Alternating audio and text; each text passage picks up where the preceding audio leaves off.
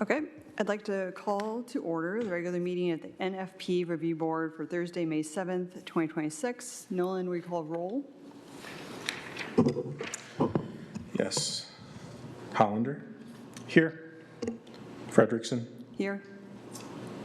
Stemple? Here. Munchow? Here. Bassett? Here.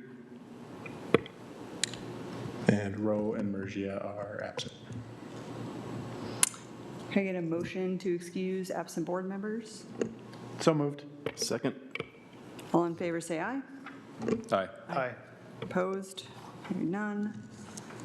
Moving on to adoption of agenda. Can I get a motion to approve the agenda as presented? So moved. Second.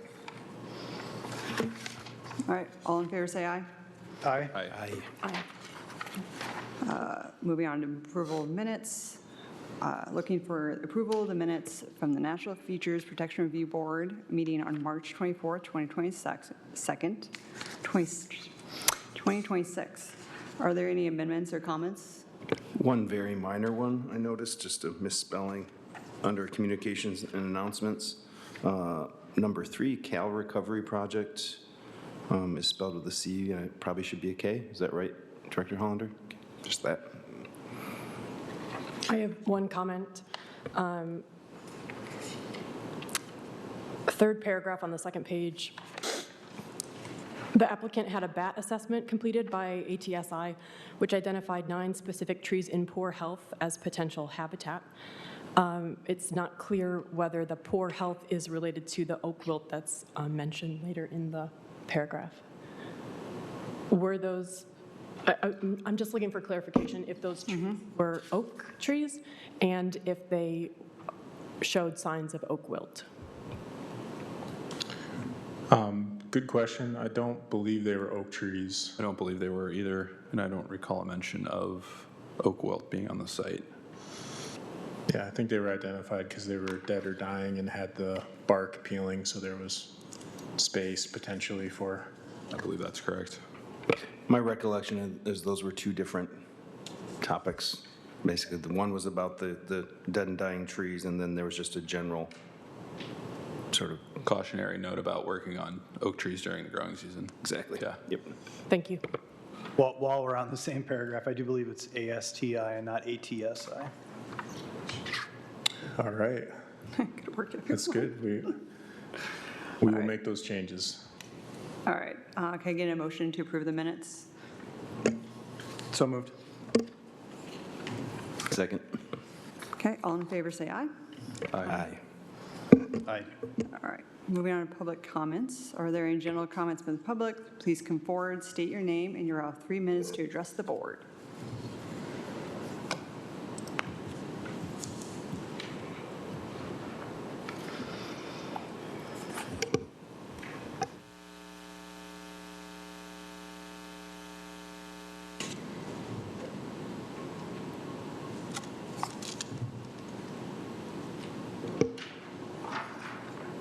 Did we have any call-in comments?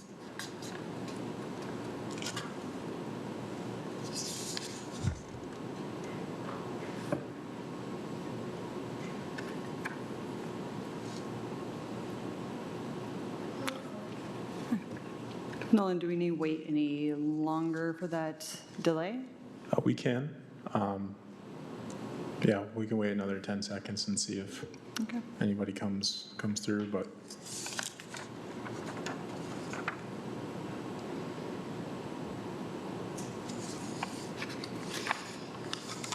All right, moving on to board member comments. Any board member comments? All right, on to new business. Business item number 1 is 1617 North Drake Road, Westgate Sports Complex, Phase 2, and I will be recusing myself from this project, or discussion. All right, I'll take over from here. We'll take an opportunity to provide any public comments specific to this agenda. Are there any in-person comments? No? All right. Are there any call-in comments? We'll wait a minute there for the delay.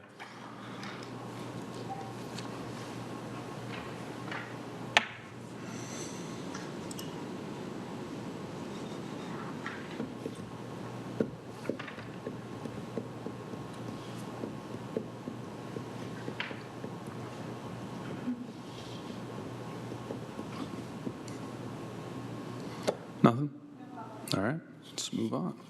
All right, Nolan, can you give us a little bit of background on the new business item? Yes, so new business item today is 1617 North Drake Road, Phase 2 of the development. This should be familiar because it came, well, there's been a series of meetings where this has come before the board. It came in December for a special meeting related to some variances from the NFP overlay district standards. If you recall, one of those was to the slope and slope setback standard, and then the other one was a consideration for a variance from the 25% minimum woodland preservation standard. The slope and slope setback standards did move forward with an affirmative from the NFP board, so that one did go to a recommendation to the ZBA. The ZBA, actually both went to the ZBA for recommendation. Only the slope and slope setback variance was granted, the other one was not. So due to that and some other concerns about bat species on the property, the applicants split their project into 2 phases. Phase 1 then came before the NFP board in March, so the previous meeting, actually 2 meetings ago.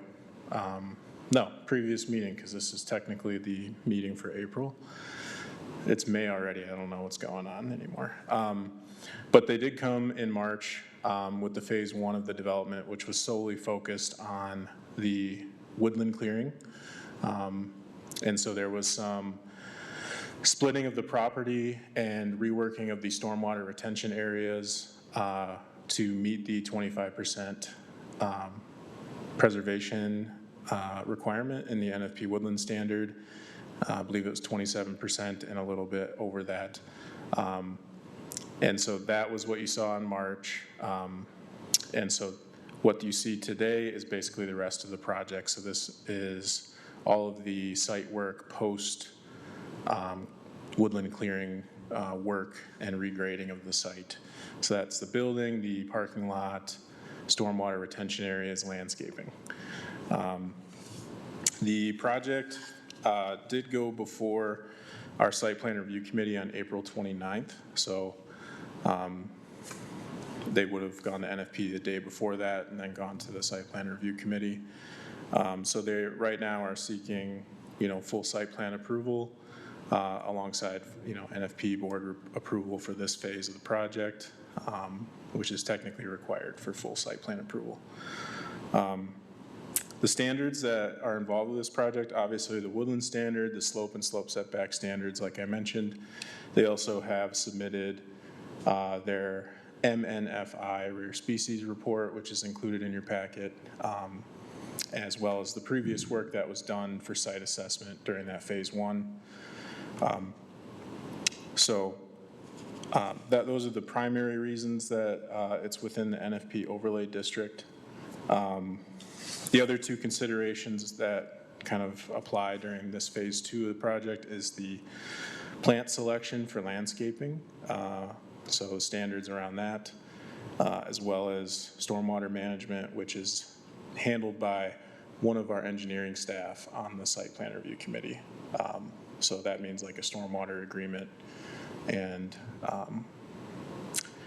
falling within the standards needed for stormwater for the site, stormwater capture.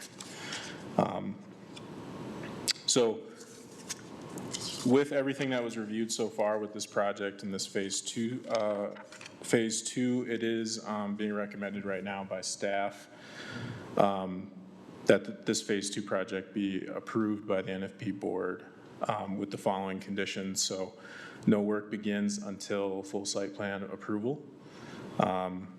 If required, a copy of any required permit obtained from a state or federal agency must be submitted to the city to be on file, as well as keeping the tree protection fencing in place during work on this phase.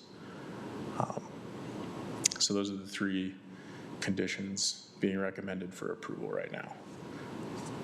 And with that, I'll invite the applicant team up to provide any more context and field any questions from NFP board members. And we'll see if my screen will stay up. It's been flickering on and off, so bear with us. Good afternoon, board members. Oh. Thanks for the opportunity to be here again. I'm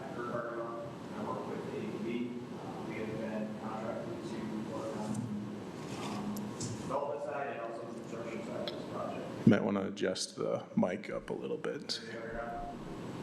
Is it on? Is there a green light on at the bottom? There's a little gray button at the bottom there if you turn that. Here, or the base of the mic? Base of the microphone. See it here.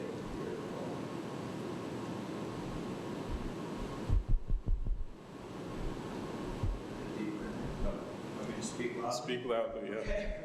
All right, sorry about that. Hope you can hear me now. Kurt Arnold with ADB. Appreciate your time again. This is our third time here to this board, and this is an important community project. And we're excited to see it get to this point, and I want to thank everybody for the time you spent on this already. And the first two meetings, I think we've received some great feedback that we've taken into consideration and put into this outline portion that we have in front of you today. The team here with me, we have the Kalamazoo and Safety Cab Board, the county board that is an ownership group for this project, and the city's actually participating in that. We have Marika and Laura here from South Michigan as well, and we have Evan and Todd here from Hill School. And everybody here available for questions if needed. This is a quick reminder too, this is a publicly owned youth sports center project. The site was selected as an opportunity for this project to be in the Kalamazoo region, in the city of Kalamazoo, near US 131, near West Main Street. It really meets a lot of the objectives of these youth sports center sites. And in addition, we've got a site plan that we feel really respects a lot of the natural elements of the site. So we went back and adjusted the site plan to accommodate just a couple large slopes on the site that we've been able to preserve. And we also have over the 25% preservation requirement for NFP as well. So with that, I'm happy to take questions, and I don't want to extend the conversation too long from my standpoint because Again, you see the summary of the project, and happy to take questions. One thing I'll state for the board as a reminder as well is that with the plant schedule for landscaping, you'll notice there are species within the parking lot itself. If we were looking at protected trees and that protected tree standard and anything coming out, then there would be requirements for any replacement trees not to be within the parking islands themselves, but this is different in this case. It's just overall landscaping because we're not applying these are not technically replacement trees. These are trees required to be planted by the zoning code. And then the board also has the ability to, if it's a non-native, non-invasive, or non-destructive species of plant, that could be approved per the board. So you do have that ability. Staff review did not see anything besides maybe one tree species that may have been changed already, which was the frontier elm, which is not a native, but a hybrid of a European and Asian species. So everything else reviewed by staff didn't seem to fall outside of. And I'll add to, we feedback regarding the elm. We have adjusted that already as well. So that is no longer part of the site plan. all native species. Yeah, that was my one comment on the planting schedule. The seed mixes, I can detect their origin. I know those seed mixes, so those are obviously good ones, all native. And yeah, that my only concern was that the frontier, it's a hybrid. One of the parents is it's listed as invasive in some places. So, and what was it replaced with, or just up to the numbers for the other things, or? I'll turn to Laura to see where we replace that, yeah. Yeah, I don't know. I think we'll know Laura. Laura, Okay. but yes, we just included some of the other plantless species, so some limits, and we'll spread out in the 9 and not pulled out. Okay, so just whatever's listed here has replaced it. Okay, that's my one concern. Thanks. I really respect those comments that came in, and when that came up last week as a potential concern, that's when we made the adjustment. So it's still in packet, how we submitted 3 or 4 weeks ago, I think, for this information.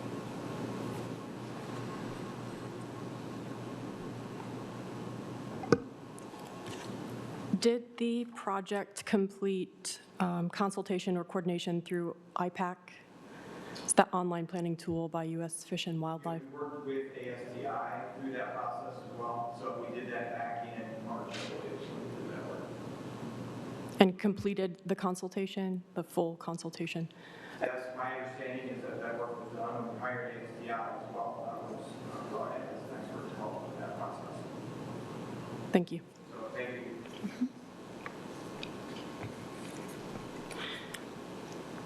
I wanted to discuss the comments from MSU Extension regarding federally endangered Indiana bat and northern long-eared bat.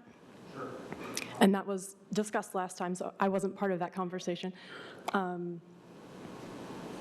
But the report noted that the Indiana bat roosts in elm, maple, and ash trees, as well as dead oak, hickory, and cottonwood trees. And they are an endangered species, and their habitat is protected.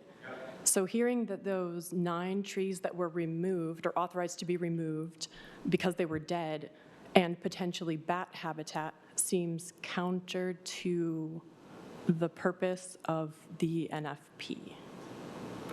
So just a little bit of backstory. When we received the MSU report, and it indicated potential for bat habitat for those 2 endangered species, that's when we brought in ASTI, and we had a bat expert actually come and assess the site, walk the site, and the trees that were potential for bat habitat were the 9 that were removed prior to the April 1st timeline. And so that was done prior to the bat roosting season, is my understanding. I'm not an expert in that field, but that's why we had the expert come out and assist with that. So we worked with the city on removal of those 9 trees that have potential for bat habitat. So we tried to take a deeper dive in from the MSC study, understand where the potential bat habitat was, and then take action on those so that they were removed prior to when the bats were migrating. Which removes some of the bat's habitat, which is one of the listed reasons that's impacting the bat population. It's negatively impacting the bat population. I think we did it prior to them in their hibernation, or I'm sorry, not hibernation, but migration patterns. So the intent was to do that prior to them migrating to this area, so that there would be threat if those trees were removed. Yeah, I think I can provide some perspective on that. It does, I understand exactly why it seems counterintuitive. The review, the rare species review, provides, either something has been detected nearby and therefore requires a survey, or there may be habitat for a thing. So there may be habitat. These species have not necessarily been observed nearby. And I think the intent that was followed through here was to avoid a situation where they occupied the site and therefore could be impacted. Therefore, the thinking is that they'll choose another site to occupy. I guess so. That's the summation of it. Whether or not that's sits well is an entirely different thing. But that's the logic behind it. Yeah, I bring it up because one of the charges of the NFP is to protect wildlife corridors.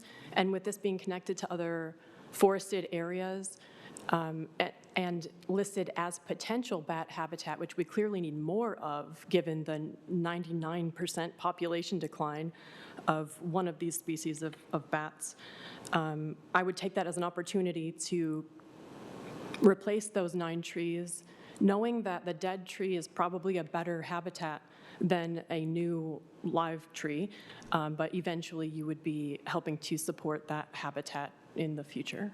Sure. And we do have over 25% of the site. Existing approaches as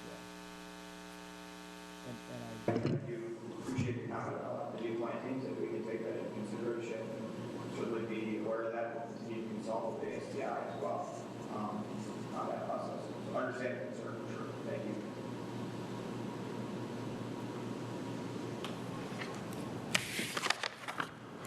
I have a comment about the white pines and their location here at the north end of the lot, just off the curb line, it looks like.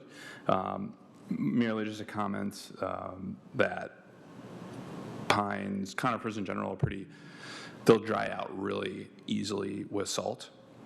So thinking about the application of salt for the parking lot during the wintertime, it's hard to tell here exactly how far off the curb line they're going to be placed.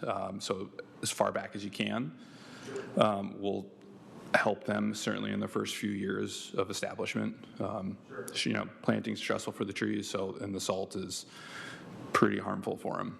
Is there any sort of treatment or protection that you would recommend look at those? Not really. It's really just, you know, proximity.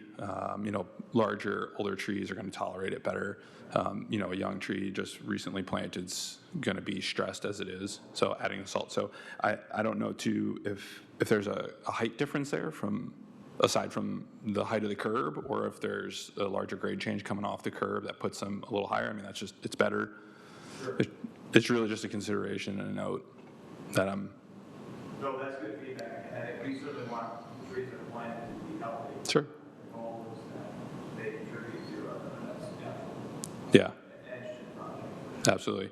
This especially helps too. I know you can't plan for it now, but not pushing the snow up to it, because that has salt in it. So you start piling it up there and it melts, and you're just drying the roots out. Sure. Yeah. So. Bill, those are all good thoughts, and I think we've got our goal of 19 years, so. Yep. Yeah, that's all. Otherwise, you know, I like the species selection for the trees. It's good mix.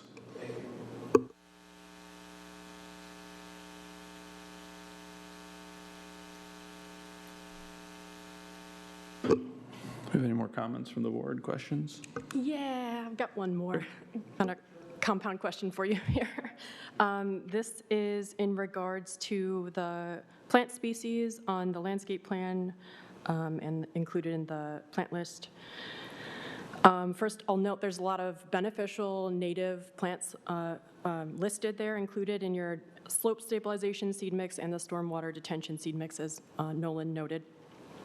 But I'd like to call attention to the MSU letter page 2, tables 1 and 2, which lists those threatened and endangered species.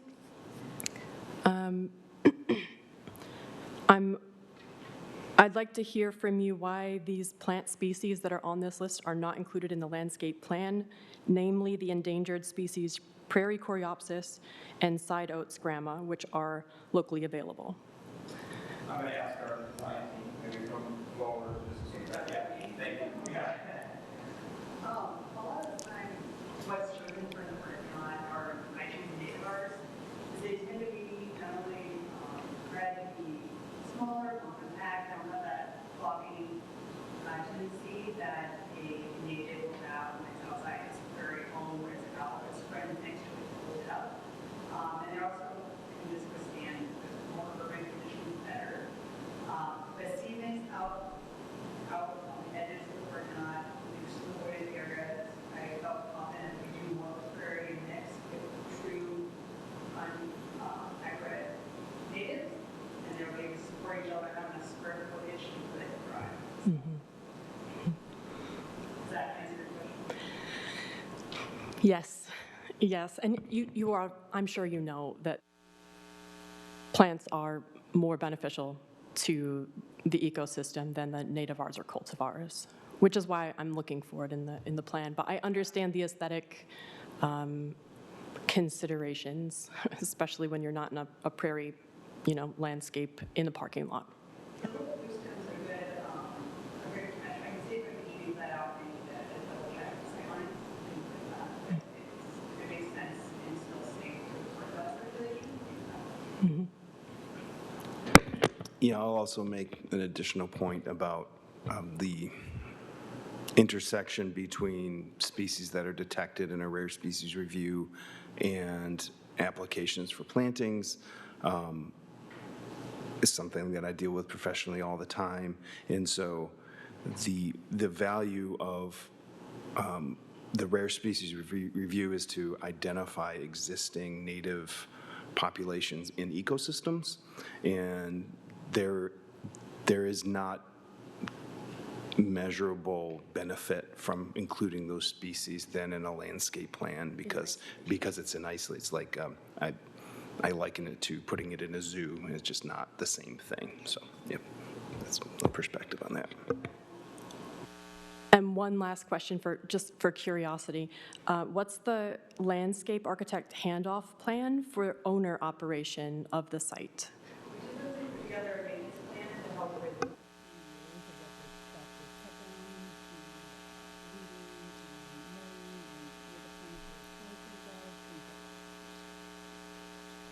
Good. It's good for the longevity and success of the plan, so I appreciate hearing that.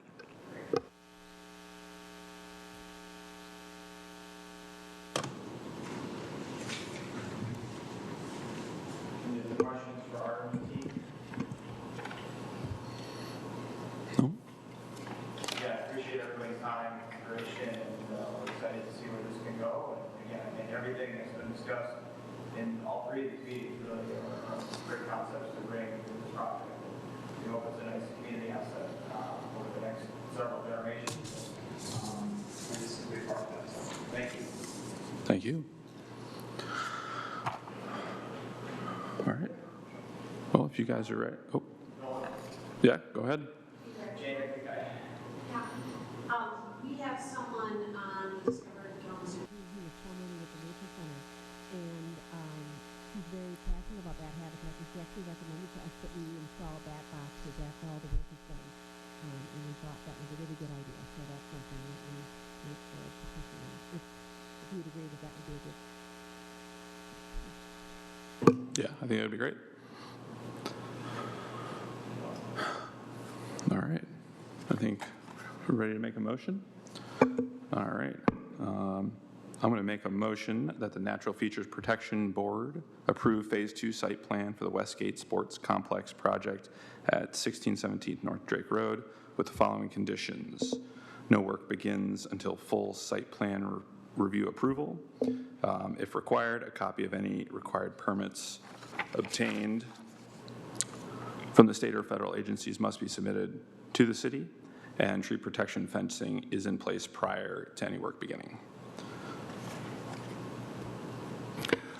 My support.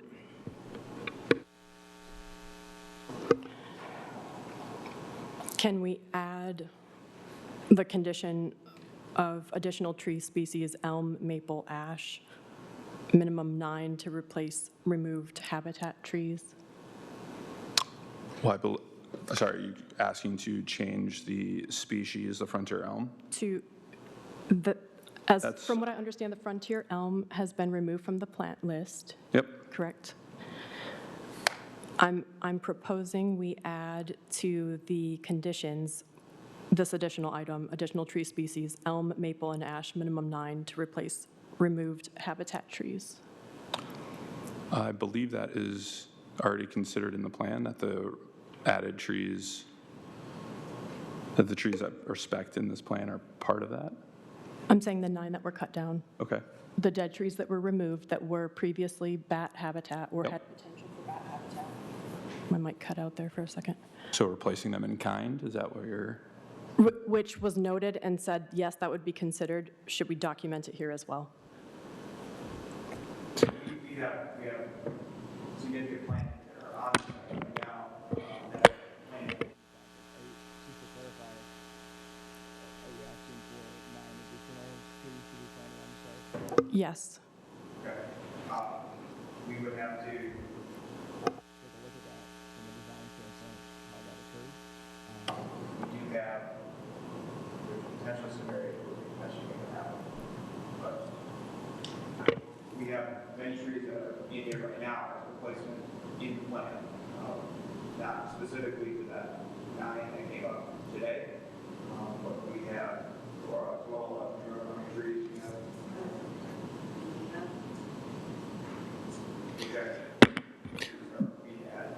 Those dead and dying trees that were removed, they were in the existing, just in the existing woodland somewhere, just kind of randomly. Right.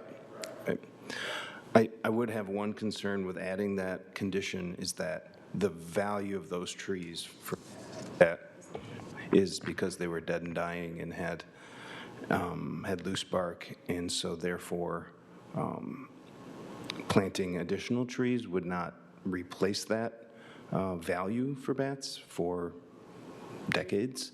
And I think that a more suitable substitution for that would be preserving the woodland, which is happening. The amount of required percentage, some of those trees will die and get old and shed their bark and provide bat habitat, and also the bat boxes, I think, will immediately satisfy replace that value.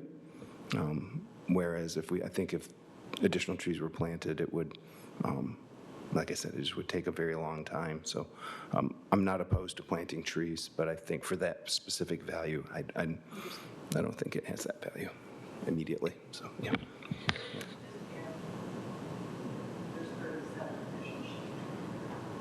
Okay, so, yeah, there's 37 additional trees that we have affected. Where are those, like along the edges somewhere? So, I think, yeah, on the drawing that we got primarily along the edges of the park area. I see. Both north and south side of the lot. Yep, I see that there. Cool. I hate to ask, did you count the number of trees that were cut down for the project? That's, no, of course not. Yeah, Of course not, but that it's wouldn't be required based on being a percentage-based Exactly, canopy Yeah, cover.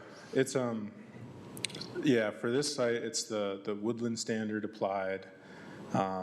If there was like a separate smaller stand of trees that wasn't delineated as a woodland and then protected tree standard would apply, then it would be different. We can have those two standards on the same site, but on the same stand of trees, it would be very restrictive. However, with the 9 specifically staff, and when I say staff, 3 or 4 other people, plus me in my department, had reviewed the assessment that was given by, I'm going to mix up the letters, ASTI. Is that good? Okay. Had reviewed the report by ASTI and the timing of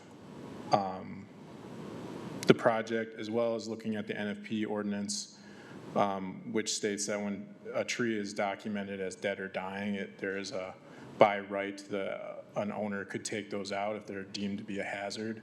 So with those 9 specifically, it was basically counted as maintenance by a property owner that they can do by right. And we just kept the ASTI documentation on file, as well as pictures and locations of where those trees were on site. So we have that documentation. Yep. Yeah, and I only bring it up because those 2 bat species are specifically listed in this report, and those types of trees with that characteristic, it's habitat. So I'm satisfied. Great. Nolan, do I need to read the motion again? I think so. Okay. Yes. I shall make a motion again. I make a motion that the Natural Features Protection Board approve Phase 2 site plan for the Westgate Sports Complex at 1617 North Drake Road with the following conditions. No work begins until full site plan review approval. If required, a copy of any required permits obtained by the state or federal agency must be submitted to the city, and tree protection fencing is in place prior to any work beginning. Support.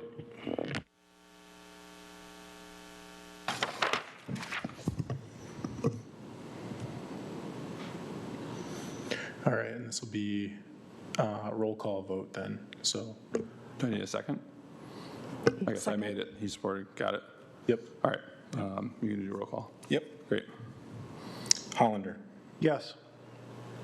Munchow, Yes. Bassett, Yes. Stemple. Yes. Okay.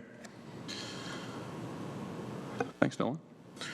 Thank you. Thank you guys very much. So I will- Appreciate it. Yeah, thank you. Yep.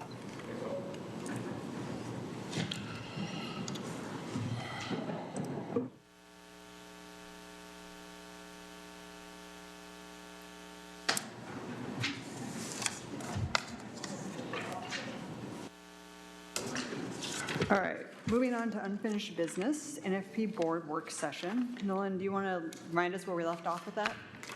Yeah, last time we were chatting a little bit about the NFP guide. I don't have anything new in that regard. I know some of you have been emailing me a little bit saying you'd take on some sections.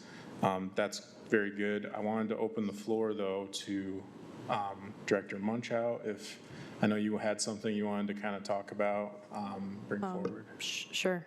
Mike still, yes, for the recording? Yeah, yeah. Okay. I'm not sure why the podium didn't work. So, but we are good, yeah. So folks at home with the live stream, just so they can Yeah, hear. no, of course.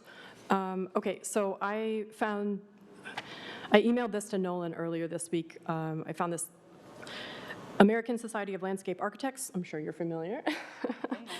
They put together Landscape Architecture 2040 Climate and Biodiversity Action Plan, and it's pretty aligned with a lot of what I think are our goals with the NFP. I thought it would be a good resource to see what other leaders in the industry are doing in regards to natural features protection and climate change, and see if there's any alignments or how we could maybe adopt some of these concepts into our own, practice. So it's pretty short. It's only, I think the actual content's only about 10 pages, but they have 4 goals with their objectives and actions, and it might help us align with the Kalamazoo County Climate Action Plan as well, if you're familiar with that. It's in draft form right now. So what's the best way to share this out to people? Yeah, so I should have probably emailed it to everybody. But as far as the document that you shared with me, you can share it with the board to take a look at, and we can talk about it again once people can see it, read it, digest it, and we can talk about it at one of our upcoming meetings, since it's going to be it's May. I don't know how it's May already, but we're going to have our May meeting just a couple weeks from now. And I'm hoping that maybe that's a little less action item heavy and we can focus more on the work session aspect of it and go deeper into some of this. Because I would like to take a deeper dive into some of the landscaping architect stuff like you've provided, so those goals, as well as I think with something that I think about with this work is that there's so many Latin names, all these species of forbs and sedges and grasses, and what the heck is a forb? The average person does not know what a forb is. And with the NFP guide, one of the one of the goals for that is to have it be really an excellent resource to get people to external resources too. Since we do have and we found a little workaround from this, but the city can't recommend a vendor. So we can't say, go to, arborist services as an example. But we can point to a professional organization that maybe houses some resources, or the state of Michigan has contractor services for rare species. There's a endangered species or endangered wildlife species permit, right? And there's a person at the state that is the keeper of those keys, and we want to get people to the right places so they don't feel lost. So anything we can do to add to the document, when we want to make amendments or talk about any amendments to the ordinance, then it gets a lot more complicated, but we can talk through that too. It's one of the things we should do, right? We need to, if there's anything over time that we see is out of date or maybe needs to get reviewed, it just takes longer because there's city attorney's office, city commission approvals, there's a planning commission approval. I wish it were easier, but that is kind of the checks and balances of it. But referencing it just as a standard in a supplementary document should be. Yeah, the guide is less restrictive. That is going to be more of a resource, more of an informal resource, I should say. Obviously it still needs to be vetted by you guys as a group, and I think I would want it to go to the planning commissioners as well so they can see it. before we get it like published online, because I want, we need feedback. But yeah, we can continue to work on that and have all these resources in the guide and have that be ready for the experts and the layman, because that's what it should be. Yeah, so this is interesting because I think the more we meet, the more NFP is starting to kind of go onto that edge of like sustainable design and talking about the stormwater management and then the climate change things, which I think all overlap and make sense. But as of now, our NFP guideline is pretty much, this is how we protect the features that exist currently and not necessarily planning for the future. So a bigger picture question is like, how do we approach that? And does this board kind of grow a little bit with those kind of goals? Which is, I'm for, but. And I would say some of the asks that we have in the code already are supporting these larger goals, like design landscapes to maximize water conservation. That's using native species. Right. Design for increased storm events and risk of flooding using nature-based solutions. That's retaining the slopes and the naturally occurring detention and retention areas. So. Yep. Yeah, it is. We could always look at something that the previous iteration of the board, so this is, I'll say like the previous generation of board members, of which Kyle was kind of the last of the first group, right? We're interested in like this phase 3 of NFP, which was more like educational or stewardship based. But I want to be able to balance that with, obviously, you guys are all volunteering to do this as well. So you do have lives and full-time jobs and careers outside of this. So how do we balance that, as well as sort of the ordinance itself is very like bounded, right, by very specific laws. So that's a little less flexible. The guide's the most flexible. And then if we wanted to look at doing like stewardship work, I think we can. Understand like what that would look like and what everyone's capacity is to do that. Because we do have, what we didn't have before, we have now. We have a sustainability planner. We have a well-informed and like sort of eager environmental concerns committee. But again, that we have to be careful. This is an official sort of zoning-based board. That's an ad hoc committee, which is different. But there's opportunities. And we have to figure out what might work.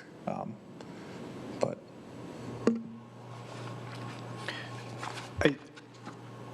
it's interesting to me because I have, as the developer representative on the board, I have to try to think about this from the perspective of the developers.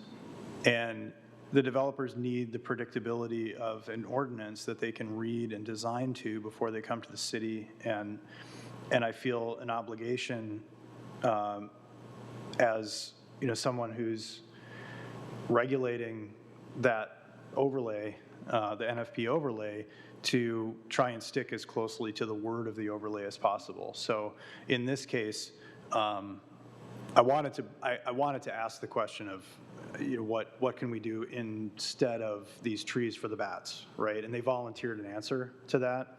I was even in the back of my mind, I wanted to suggest, have you talked to anybody at the Nature Center? Have you talked to anybody at these other organizations locally who kind of specialize more in creating habitat and maintaining habitat for these species?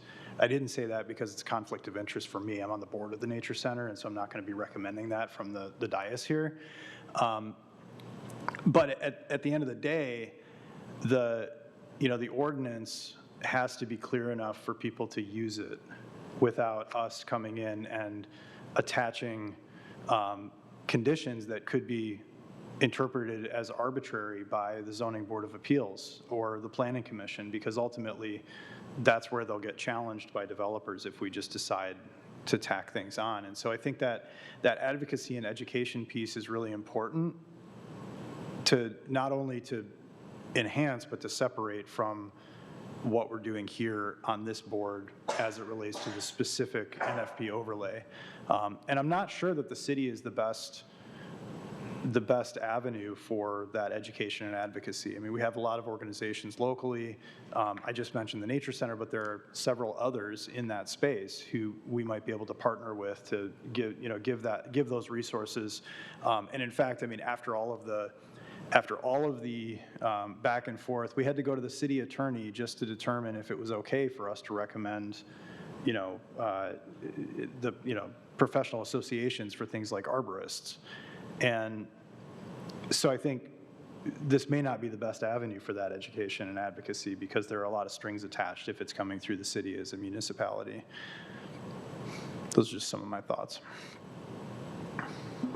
Yeah, I agree with that in some way, and also think, we're trying to make a guide that's easy to understand, coincides with the zoning code, and is ideally an easy manual. So it's a balance of how much more info are we going to pump into the guide to give the user more options to click through and read through and consider, or making it streamlined so it's relatively simple and consistent for applicants. So it's definitely like just a balance. It feels like if we go down this route of looking at sustainability as a goal for NFP, it seems like it'd probably get into zoning code updates more than the guide. Like, I think we need to have the backup, to your point, and update the intent, and that is looking towards the future, not just right now. So I don't know if it makes sense to put in the guide without having the other side of it as well.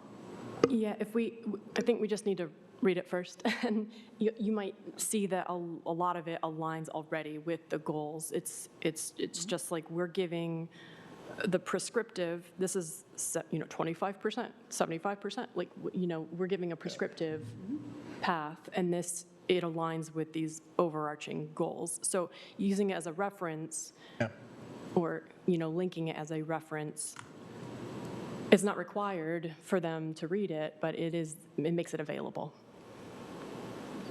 Yeah, what I'm seeing as a resource like that is just give something to, how can I better match, how can I come to this, this board with the kind of solutions that are going to be acceptable, just sort of cut to the chase a little bit more, maybe. And to join the larger conversation, because we're not the only ones doing this. I mean, the city of Kalamazoo, yes, this is kind of a unique program, but it intersects with so many other efforts that are going on right now in the world, and it's nice to be able to see that there are other resources. There's a community of people who are working on this. You're not in it alone, The other thing, NFP was one of the main reasons it even started was it came out of one of the strategic vision goals from our previous master plan.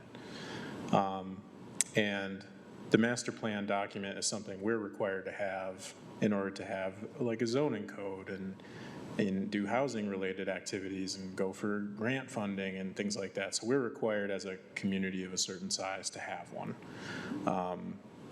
And so this is good timing because we're doing our next master plan now. And so some of the vision goals in there or action items in there might have an influence on the overarching sustainability goals for the city, and it's also going to point to like future land use issues, right, and zoning and things like that. So that is the main tool we have in our world to basically justify and enact. This is the shared vision for the community. This is one of the action items, and from the previous master plan, NFP is like a actual tangible thing that came out of that past planning process, among many other things, right? And what makes this a little unique is kind of how holistic it is. We've also got a lot of years under the belt in terms of being like a fresh, new type of zoning board. There's a couple legal cases maybe I'll share with all of you that kind of set some new precedents for these types of ordinances, mostly like tree ordinances that have gotten communities into hot water, and I think goes to Director Hollander's point. That's where NFP is like this fine balancing act of, it is future forward in the sense that we're not just allowing for these certain properties to just be fully clear cut, which 10 years ago they would have, potentially by right been able to do, right? So there would have been no preservation of anything. There would have been checks at the state and federal level with like an endangered species or eagle permitting, things like that, but not like at the local level. But there's some legal cases that have happened where someone, this is me simplifying this, but someone clear cut a property.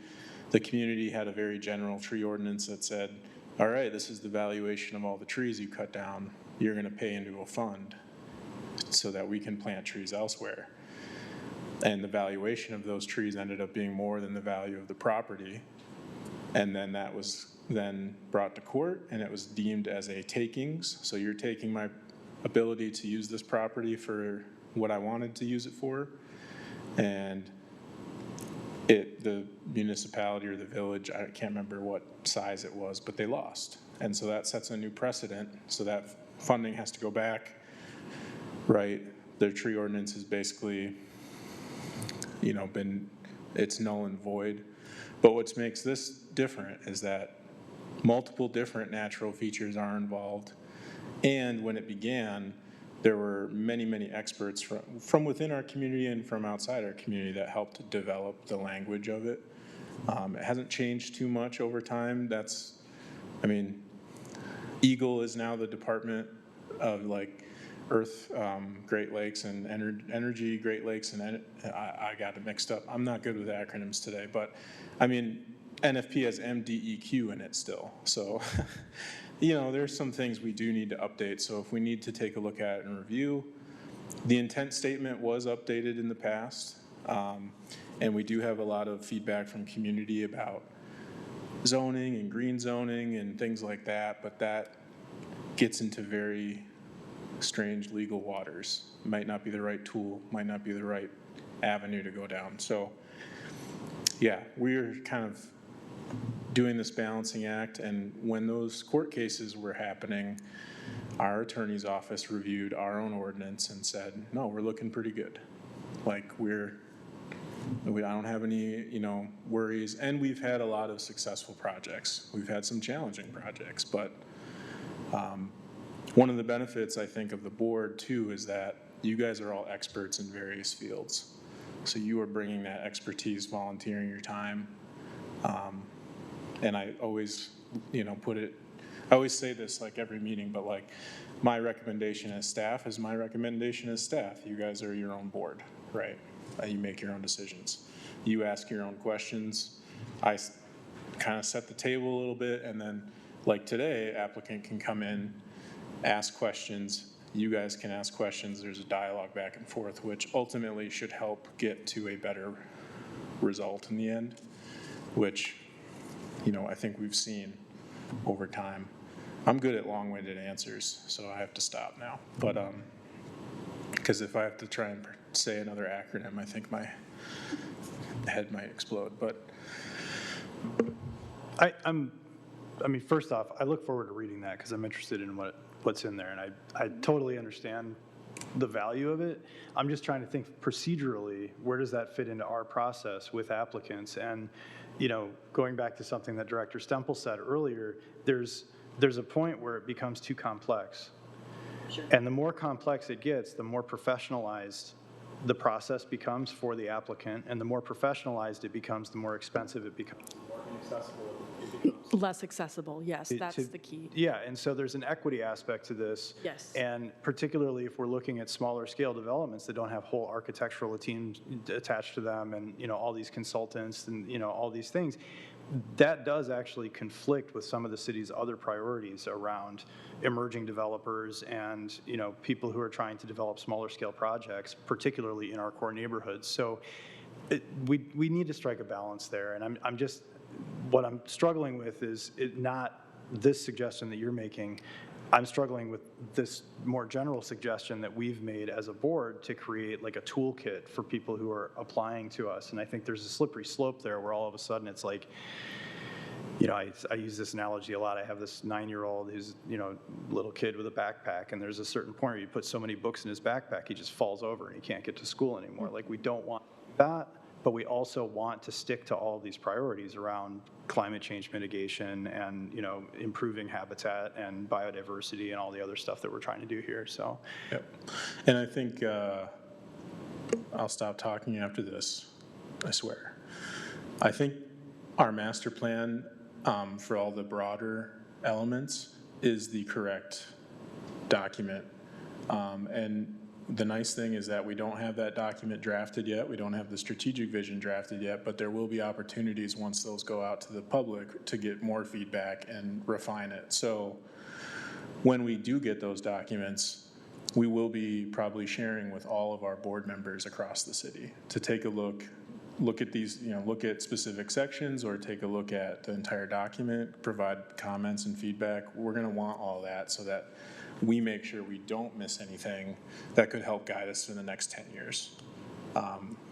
Because the previous master plan, you know, is one of the primary reasons this board exists, and just a very passionate community, you know, around these topics, among many others. So maybe that's where it needs to be.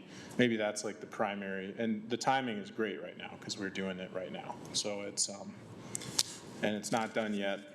And like I said, we'll have the ability to send all those, the strategic vision and the actual master plan drafts out to general public, neighborhood associations, anyone who, probably neighboring jurisdictions as well, anyone who wants to read it. So you guys will see it and have a chance to provide input, either as a board member or as a private citizen. It's up to you. So I won't tattle. You can choose whichever path you want. So for now, does it sound like the best thing to do is, can you email that around? Yep. To the board members? Yep. Take some time to read it. And then next meeting, we can decide if we want to reference it in the guide or what we want to do with it. Yep. Anything.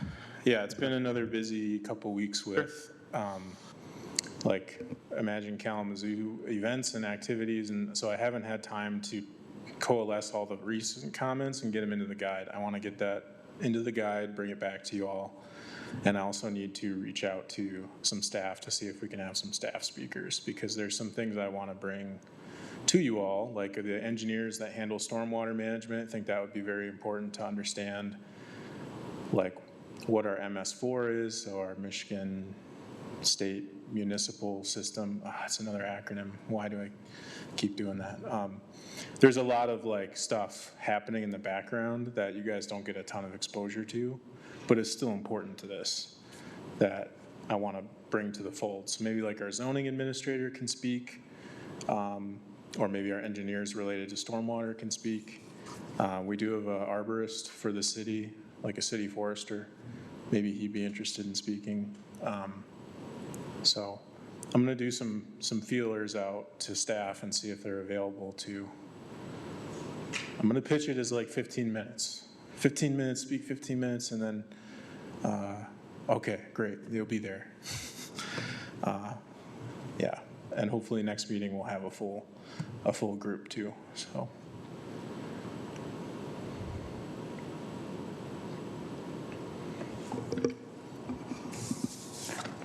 Any other work session business anyone wants to discuss?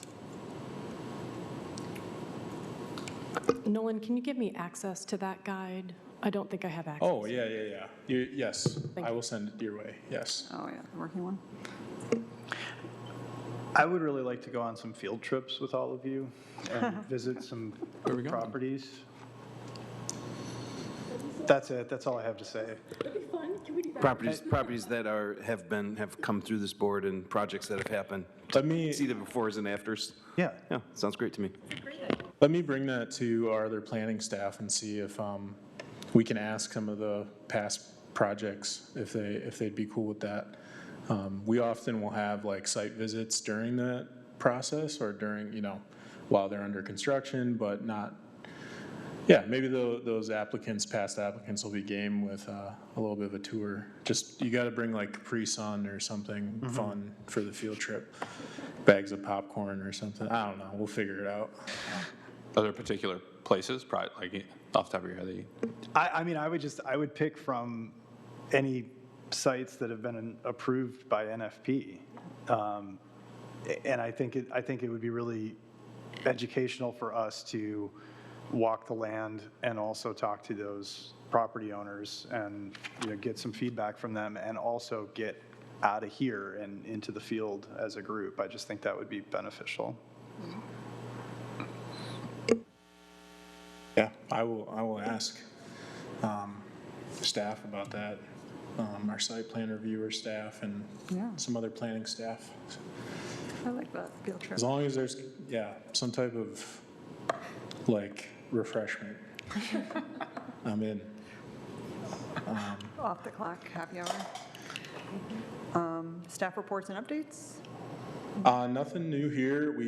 Last week, we just had a ton of downtown Imagine Kalamazoo stuff. I did see You did? at least one of you there participated in the walking audits, which was good. No pressure to be at those, by the way. It's a very busy time of year, so. But it went well. What's interesting with downtown is that over the past 10 years plus, there's like over 1,000 plus people now that live in the downtown. So there's residents of downtown. So there's a lot more people staying in the core and not just commuting here and then leaving, which is interesting. From an NFP perspective, not so much, because downtown is kind of basically exempt from NFP because it's 99% impervious, and that 1% is probably the park. So, good that we have it, love the park, but it was still good, lots of activities, lots of good feedback. We talked a lot about the downtown street stuff, which should kick off this year still, so. Is there any more of those kind of activities coming up? I had a week that I was not able to attend, and you guys went hard this past week and a half. I don't know if there's anything coming up. I think right now there's still like a push to get, because we did all the neighborhood meetings earlier this year too, and we're trying to work with WMU's evaluation lab folks to get it all coalesced, and at least try to get like a draft strategic vision, the goals, kind of drafted, I think, in the next like quarter. Cool. But there's a lot online as well too. Yeah. I think you can still do some of the activities online. Yeah. So if you did miss anything, you can still participate online. Definitely. Any communication or announcements from staff or board members that didn't fall in the other categories? I heard about some sort of bike event in Macaroni. Yeah. Yes. So I think for like, my brain's mush right now. Maybe the past 3 or 4 years, I've been hosting this event called Bikes in the Zoo. It's kind of like a car show, but with old bicycles. That's you, Milton? Yeah. So not just me. I do get a lot of help. So in past years, it was Jennifer Hudson Prinkert, still is, who does Sounds of the Zoo, and then it was like Downtown Kalamazoo Shops kind of collective. First 2 years it was in the park, and then the last year it was on the mall, and this year we'll do it on the mall, so this weekend. And it's going to happen during the Mac and Cheese Mayhem event, which is paid, but the Bikes in the Zoo is not. So if you want mac and cheese, you have to pay to get it. There's not just going to be buckets of mac and cheese for you to eat. But there will be the bike blender at the event, which is cool. So you can, it's like an old Schwinn exercise bike that blends smoothies. So that's kind of neat. Yes. Yeah, Heather is going to be there. We'll have some busking happening at some busking stations downtown. So that'll be interesting activation of those spaces. And yeah, hopefully the weather, it's supposed to just be a little kind of rainy in the morning, but clear up. So yeah, I've been just trying to do something like community building type event the past couple of years. It's been kind of, people have had fun, so that's the most important thing. So yes, that is happening this weekend. Awesome. All right, with that, we can adjourn. Whatever time this is, 5:05.